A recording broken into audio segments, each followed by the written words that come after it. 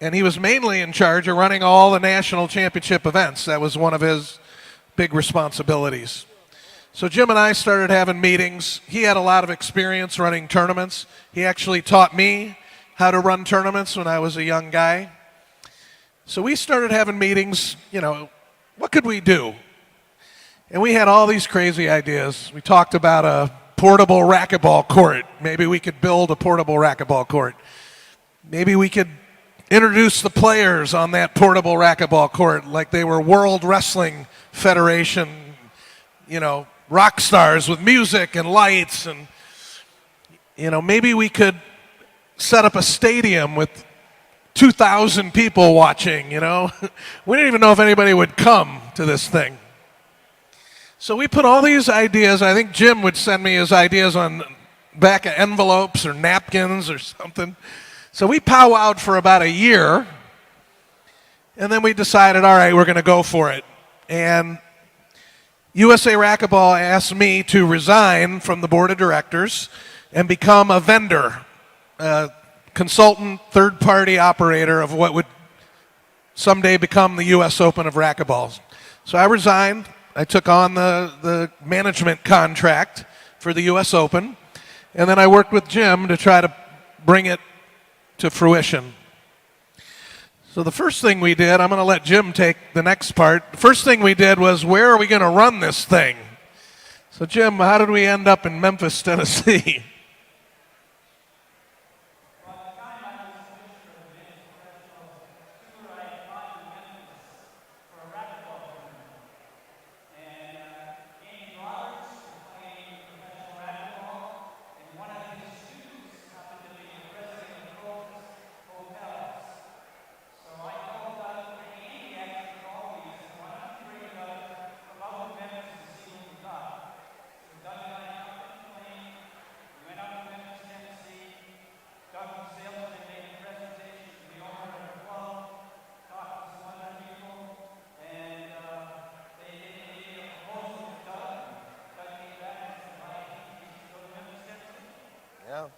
I think our original list was Dallas, Texas.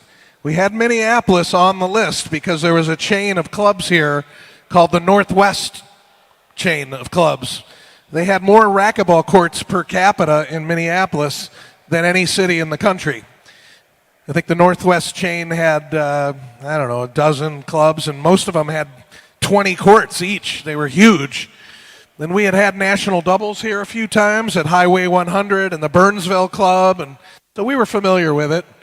So Minneapolis was on our original list, and so was Dallas.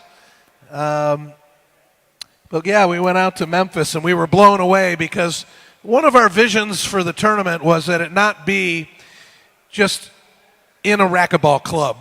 We wanted it to be something different. And we were so impressed with the country club atmosphere of the Racket Club of Memphis. It wasn't your typical racquetball club, it was a country club. And we thought that would be just perfect for what we would kind of refer to as the first Grand Slam of racquetball. Uh-oh.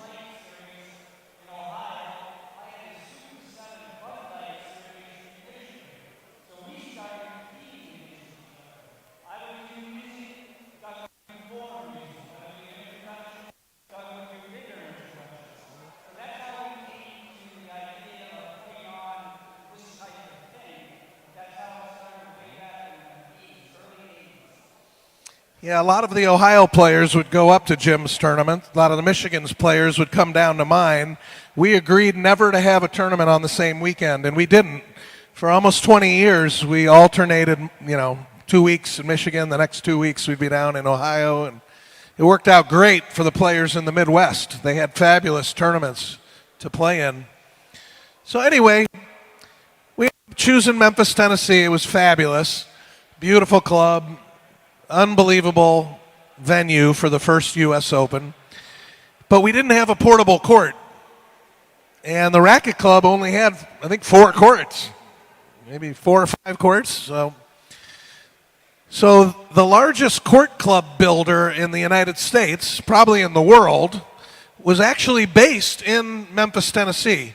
It was a company called the Court Company. It was owned by Randy Stafford and Mike Mattingly. And we knew Randy. He was a friend of Racquetball, former professional player. And so we knew him. And we cornered him. And we told him about this big tournament we were going to run. And we said, we need to build a stadium court. And the Racket didn't have room. They didn't have room for a permanent stadium court. So we needed it to be portable. And Randy and his partner Mike, they actually called all their vendors, people they bought the lights from, people they bought the floor from, the panels. They called all their vendors that they gave business to, and they hustled them into either completely donating the part or offering it at a significant discount. And Randy built the first portable racquetball court for the U.S. Open.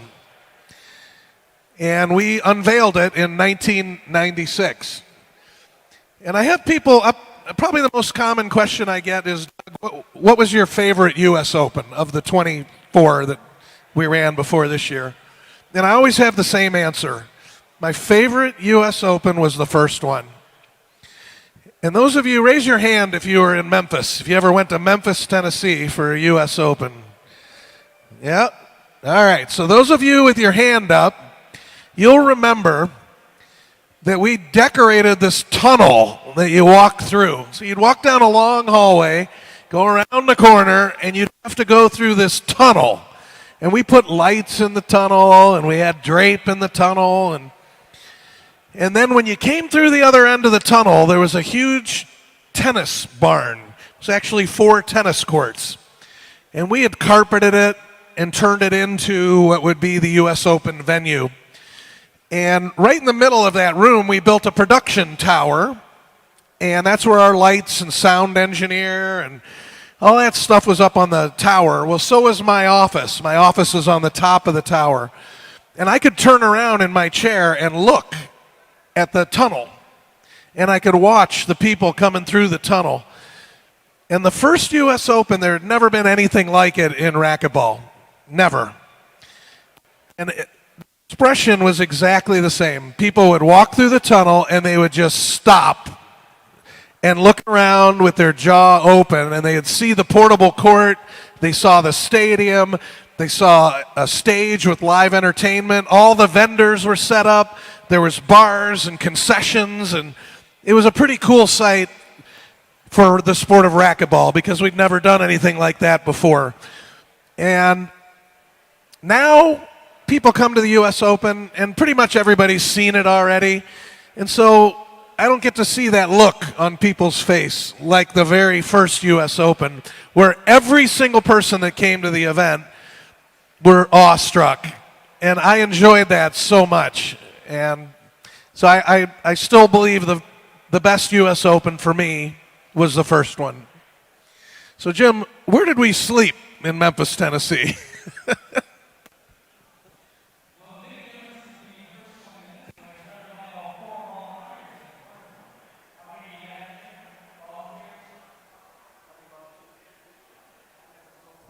We have a total, including volunteers, about 160. 160.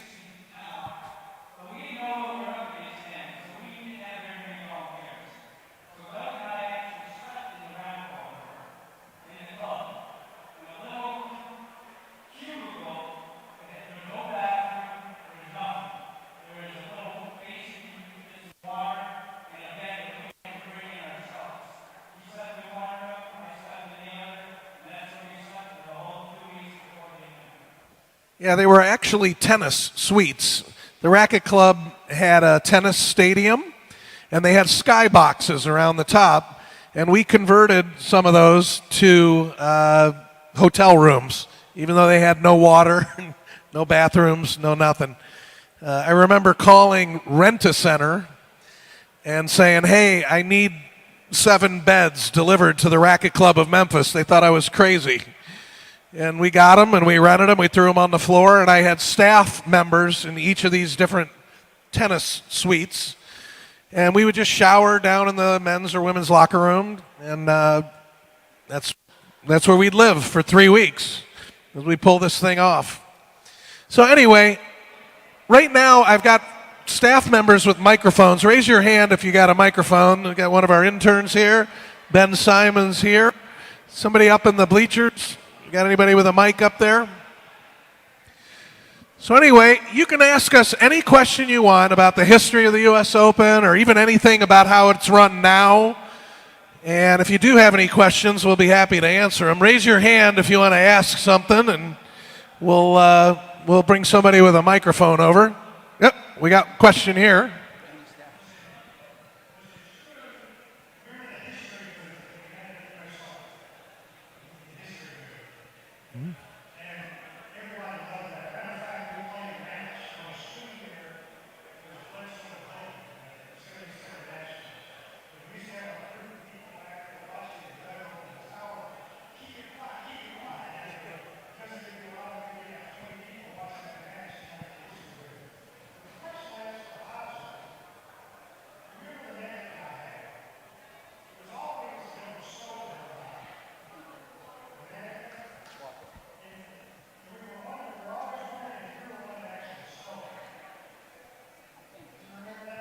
Can't hear in there very well. The question was, were you the one that stole the mannequin that night and took it up to your suite? I did not steal the mannequin to put in my suite. So Randy, he had an incredible collection of VHS tapes of all the pro matches, and he would run those tapes down in the history museum that he set up, and there was always people watching those tapes. Anybody else with a question? You raise your hand. Yep. Anybody have a question? Where? Up in the stands. All right, I got to come out because you can't hear very well in here. Go ahead. Yep. Curious to know how long does it take to set it up, to tear it down, and what is the possibility, or if you already do you use it for exhibition matches in other parts of the country to not stimulate interest in the sport? Yeah, that's a great question. So the question was about the portable court. How long does it take to set up? How long does it take to to take down? And do we use it any other events besides the U.S. Open? Yep. So, I guess we got to get back in front of the camera. So Eddie Meredith is our construction manager for the U.S. Open. He's got a crew that builds this. And the court itself takes about 5 days to put up. But that's running one long shift a day. So they work about 11 hours a day. And it takes about 5 days to put it up. If we wanted to set it up quicker, we could run 3 shifts and, have different crews, maybe for 12 hours, another crew for 12, and we could probably set it up in 2 days if we did it that way. We can drop the court in 1 day. So 5 days to set it up, we can drop it in 1 day. Have we used it in other places? So yes, Dave Negretti, who should be around here somewhere, he was sitting over here, he's used our portable court at Motorola-sponsored events, if you remember those. Yep, the Pan American Games used this court for the competition. We used it in Denver. It was set up outdoors next to ESPN Zone. It's scheduled to be used next at the World Games in Birmingham, Alabama, this next summer. It is available to promoters. So if a promoter wanted to run a big event anywhere in the country, they can contact USA Racquetball, who owns the court, and you can rent the court for an event that you would want to run. So because it's owned by a nonprofit, Leo and Sue Clemitis donated it to USA Racquetball. It is available to any promoter that would want to run a major racquetball event. We actually had a gentleman here from USA Handball. You may have seen somebody on the court hitting a handball up against the wall. They want to use it for a big handball tournament. So anyway, I hope we answered your question. You got a follow-up?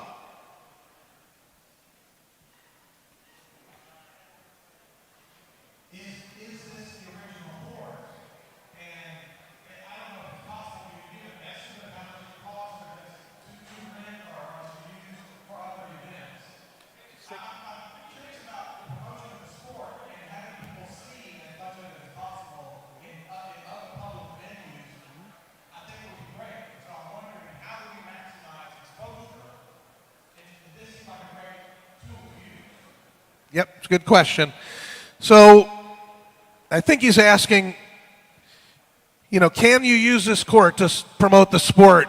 And I completely agree with you. I think taking it out of traditional racquetball clubs, using the court as a vehicle to promote the game out in public, state fairs, music festivals, any place where there's tons of people, this court would be a crown jewel, and we could show off the sport of racquetball. And there are a lot of plans to do these kinds of things. There hasn't been the promoters out there to raise the money to get it done. It's fairly expensive to move the court, ship it, set it up, tear it down, ship it back. One of my great hopes is that some promoters come along to do these kinds of things. And thankfully, USA Racquetball owns the court rather than a private individual. If it was a private individual, you might not be able to get your hands on it. But because it's owned by a nonprofit, USA Racquetball, it is available for just those kinds of things. This is actually the third court. It's not the first court. There are two other courts before this court. The very first court was used at San Francisco in the financial district, at sporting goods shows. We met with Disney to put it at Disney. The problem was, like Doug said, very expensive to move this around the country. Joe Garcia, who did the very first, and I traveled with the country putting this up. And the problem was we just couldn't find promoters to help us take that around the country. So, and then after Joe Garcia was Randy Stafford. After Randy was Doug and Leo Clemitis put this one together with Eddie Meredith's help. But when you put it out we put it out in the middle of the financial district of San Francisco, and we had matches going with Mike Yellen and Marty Hogan at noon hour. It was packed with people coming out of the large high-rise office buildings, and they just sat there and watched this thing all lit up in the office district. But it was so expensive for us to do it, we couldn't do it anymore. Yeah, unfortunately, when we started the U.S. Open, that court had been scrapped, and that was a problem. We needed a portable racquetball court, and the very first one that was built by Joe Garcia had been scrapped. And that's where Randy Stafford came in, kind of saved the day, and got us a new court. So this is the third portable court, actually. And thankfully, it's owned by USA Racquetball, so it's not going to get scrapped. Any other questions? Yep. Here we go. Mike Berube.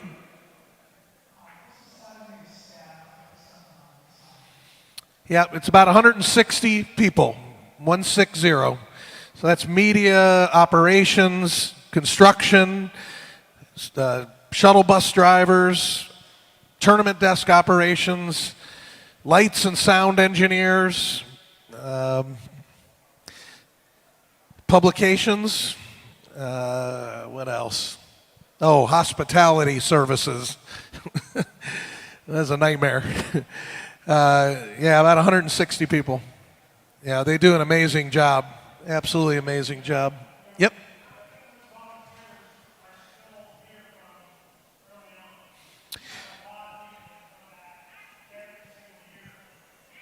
Yep, we do. We were talking about that earlier. So Kay and Tom McCarthy have been on the U.S. Open staff all 25 years. Jim Heiser, Eddie Meredith, yep. Huh? Oh, Eddie Cavell. Eddie Cavell's our sound engineer over there, and he's actually from Memphis, Tennessee, and he helped give birth to the very first event in terms of the lights and sound. I didn't have a lot of experience in that area, and Eddie and his partner, Mark Anderson, helped me kind of get this show together in terms of how to introduce the players, and I was so impressed, I asked them if they would travel all the way to Minneapolis, and he's done it every year we've been here. Who else? Linda Mosier. She's actually still involved with the U.S. Open. She produces the souvenir program that you all got when you checked in. So she's still on the staff behind the scenes. Pete Ulliman, the guy who runs the amateur tournament, walks around in the blue blazer. He's been involved all 25 years. Chris Jorgensen upstairs, he's kind of the overall operations manager. All the departments report up to Chris. I think he's been involved all but maybe the first two. So we've had a core group that's been with us the whole time. And we've been blessed with an incredible staff, totally. Anyway, you got a question here?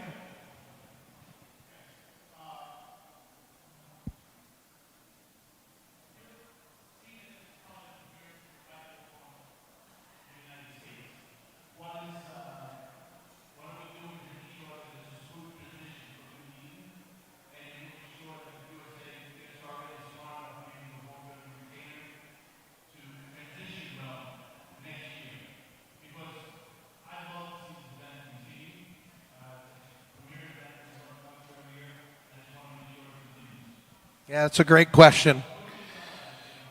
Yep, I've been getting that question all week, as you can imagine. So USA Racquetball has always owned the event. They've owned it the whole time. So in terms of ownership of the event, there is no change.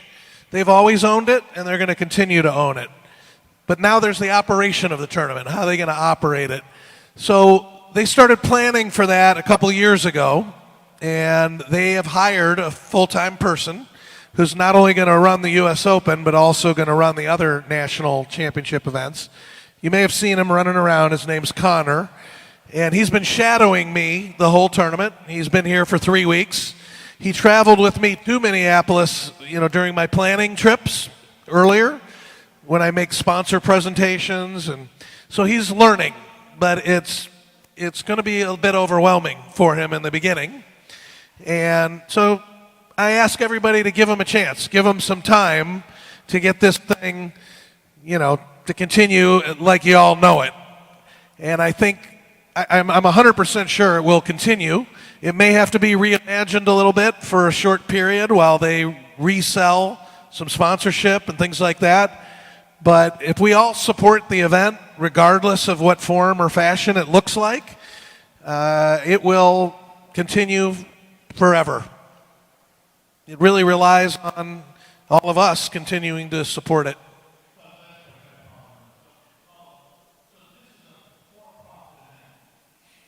It's owned by USA Racquetball, so it's a nonprofit. If it makes any money, it goes to USA Racquetball to invest in the sport of racquetball, junior racquetball, collegiate racquetball. So the event is not a separate for-profit event. I am a management firm, and they hire my firm to run the tournament. But the profits and the ownership of the tournament is a nonprofit, and it always has been. It always has been. Any other questions? Oh, well, I got another one back here. Hey, just a couple of quick questions. First, what's your best memory? And why hasn't the sport been able to get more sponsors? There's sponsors like Coca-Cola, big names. Why hasn't the sport been able to attract them? And the first question was, what's your best memory? Oh, okay. What was the first? What's your best memory? Okay. And the second one was what? The second one is, why hasn't the sport been able to attract more big name sponsors? Gotcha. Okay. So my best memory, I actually touched on it earlier. My best memory of the U.S. Open was sitting on top of the production tower in Memphis after we had worked our butt off for 3 weeks to set the damn thing up, and watching people come in for the first time and watching the look on their face when they saw this whole thing for the very first time. And I loved it. I sat up there for 2 days and watched everybody. I think we had 550 or 570 or something in the first U.S. Open. And, the numbers weren't as big as you might think for the first U.S. Open. And one of the reasons was there'd never been a tournament that expensive before. It wasn't typical to charge a bunch of money to watch the pro matches. Usually that comes for free. Entry fees were higher. You had to come for 6 days, come on Tuesday, leave on Sunday. So it was a very expensive. And when we first announced it, and that we were going to charge to watch the pros, people were all up in arms. What do you mean charge to watch the pros? That's outrageous. And we're like, hey, if we're going to ever be a regular sport, like a real sport, you got to charge to watch the pros and take that money and invest it in the show and make the show bigger and bigger. And now we sell out. We turn people away. We sold every one of these seats for $850 a seat for the week. And we sold out months ago. We had a few cancellations in the last 6 weeks, so we were able to sell some last-minute gold seats because there were some cancels. But, that's how far we've come since the first U.S. Open. The second part of his question were, why haven't we attracted more sponsors like this? None of these sponsors are in the sport of racquetball. None of this, no head, no gearbox, no. Every one of these is from outside the sport of racquetball. So you asked me why. Probably my biggest disappointment, to tell you the truth, is when I started the event, I really thought it would spur copycat promoters.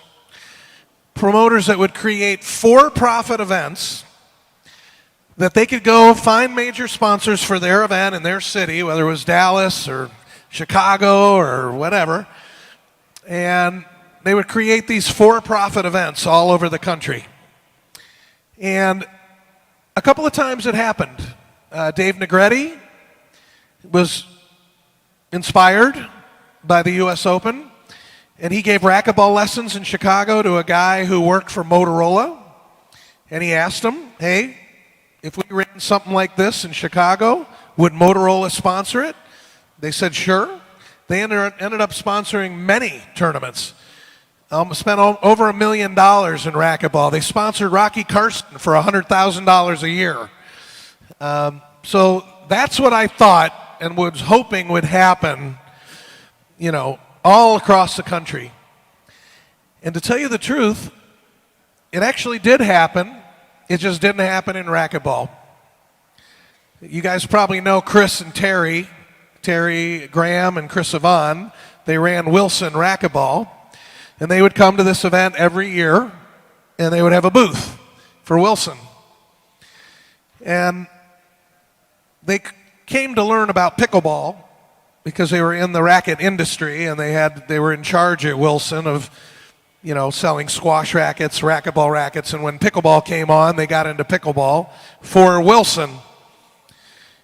And they had the same experience that Dave Negretti did. They came to the tournament, they were kind of blown away by the whole thing, but they were also in charge of selling pickleball paddles for Wilson. And they decided we're going to quit our jobs at Wilson, and we're going to run a U.S. Open of pickleball. And it's been a massive success. And it came out of here. It came out of this tournament. So what I had hoped would happen actually did happen, just not like I had hoped it would happen. I was hoping it would happen 12, 14 times around the United States with racquetball. And it's not too late. We can do it. But it's going to take individual promoters. I can't run more than one of these. Jim runs a tournament in Denver with this concept, and he works on it all year long. You can't run 12 of these yourself. You got to have individual promoters. The ATP Tennis Tour, they don't run any tournaments. Individual tournament owners run the ATP tennis tournaments. Mac Winker, our good friend at the Racket Club of Memphis, was the owner of the Kroger St. Jude tennis tournament. And it was his life's work to make that tournament an amazing tennis event. And there were 50 Mac Winkers around the world that ran tennis tournaments. And that's what we need for racquetball. We need 50 Doug Gannums that are for-profit events. And they go sign sponsorship in their local network. Every city has Fortune 500 headquarters in them, and you can go to those companies and get them involved. But it's going to take individual promoters that work year-round on their one event. Any other questions? I think everybody's up in the lounge eating. Okay. Where? Oh, great. Let me come out here.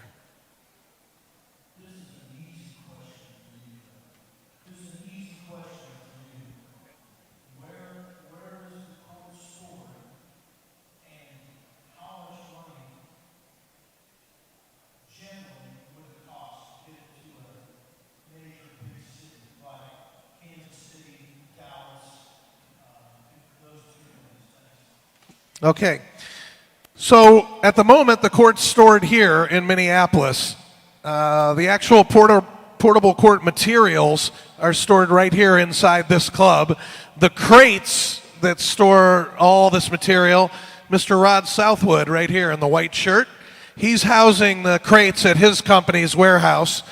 And he was housing the court itself as well until I was able to finagle with Lifetime Fitness to be able to store it here in the building.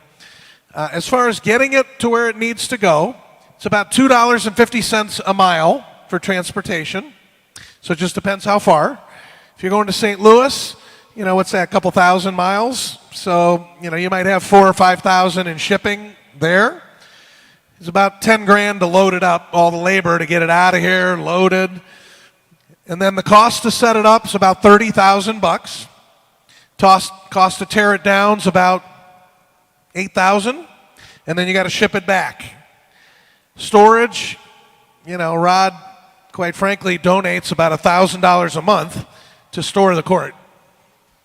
So you can add all that up. Unfortunately, that's not where the money ends. You can't just have a court. You got to have all the rest of this. You got to have some place for people to sit. Got to have lights and music and sound, and so the whole stadium here is about $130,000. That includes renting the gym for 3 weeks. So, very good question. Any others? This is it. This is your chance. Yep.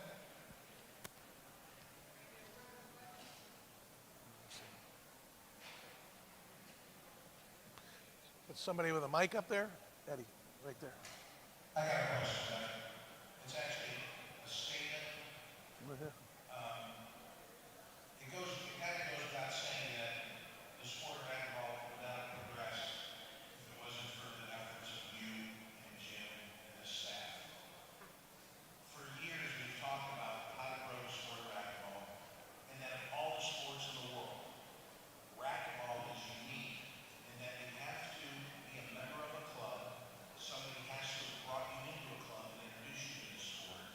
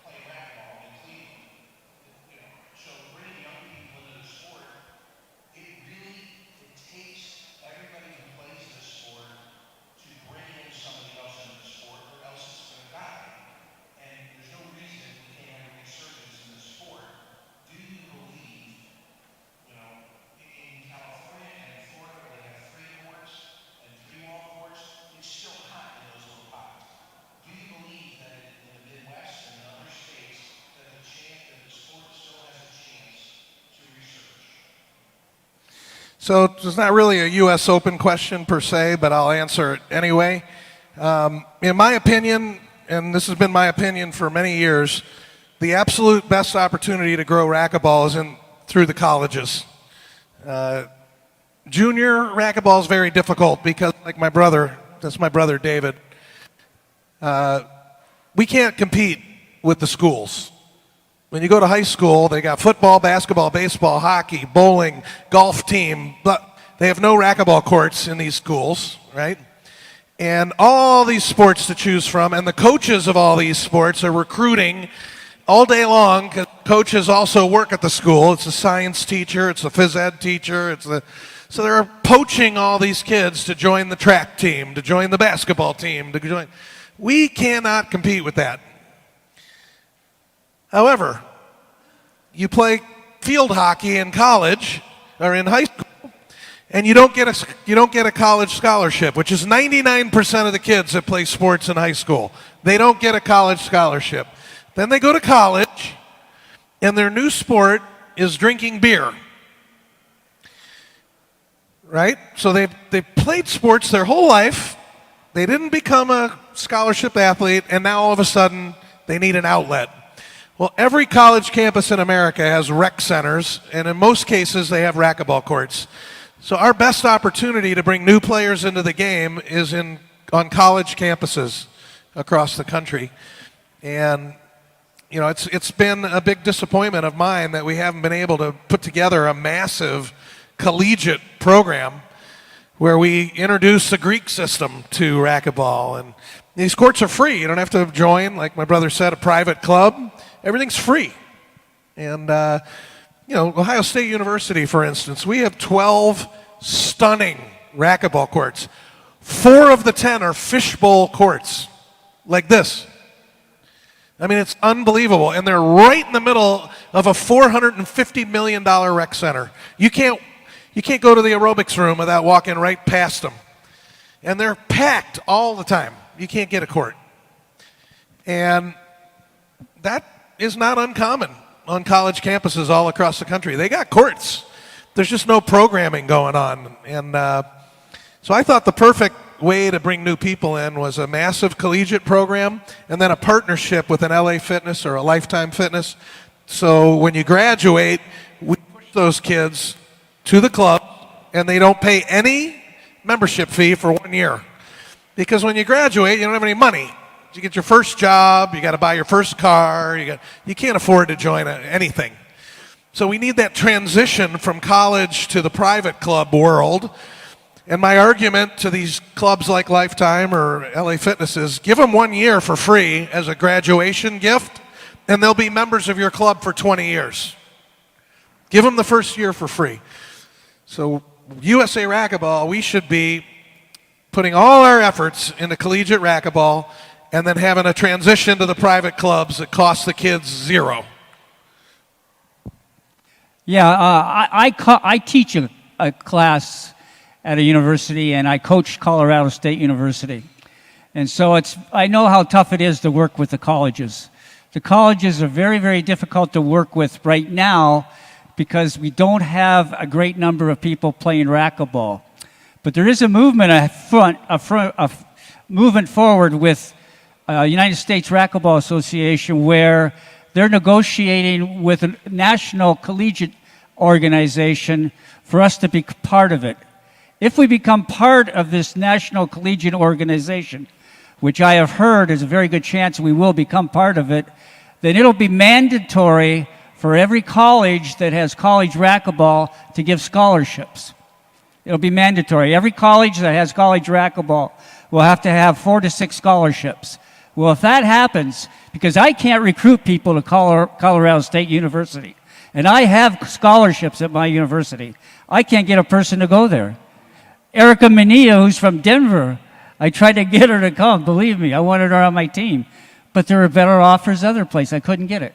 But if this national organization affiliates with USA Racquetball and forces these colleges to support college racquetball and give scholarships, then that's going to be a big, big boost to all of us who coach in college and develop college teams.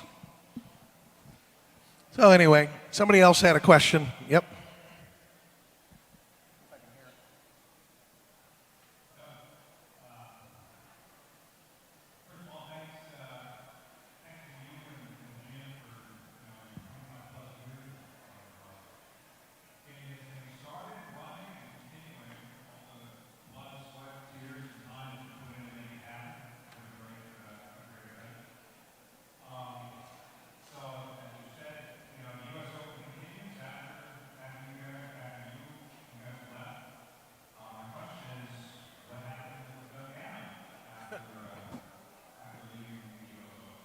Gotcha. So I think his question was about me personally. I had planned my retirement age a long time ago. I kind of planned for it 25 years ago. I'm hitting my number right on the year, almost. I thought it was going to be last year, but we got COVID out, so we had to do one more year for the U.S. Open. My wife and I are going to be snowbirds. We have a place now in Florida that we're going to be going to in a couple weeks. It'll be our first time there after completing construction, and we live in Ohio. So this will be our first winter where we're out of the freezing cold of Ohio. And so my plan is to really make health and wellness my full-time job. You know, I've owned several businesses, and I've been working pretty hard for 34 years. Some of you may know I worked for Head for all those years, for 34 years, and I retired from Head last March. Got some real estate interests. I've been selling all that. I'm in the self-storage business. Got a consulting company where I work not only for Head but for some other brands, and kind of whittling that down. And then, I'm going to try to make health and wellness my full-time job. And hopefully, live a long and healthy life. My parents both got pretty significantly ill in their mid-70s, so the genetics aren't that great. Their parents got sick in their mid-70s, and pretty significant illnesses that are typically genetic in nature. So both my brother and I have talked about trying to maybe quit work a little earlier than normal and see if we could do something about changing the genetic nature of what we got going on in our family tree. So get the stress out of the life, focus on health and wellness every day, and maybe I won't get cancer when I'm 74. So that's the plan.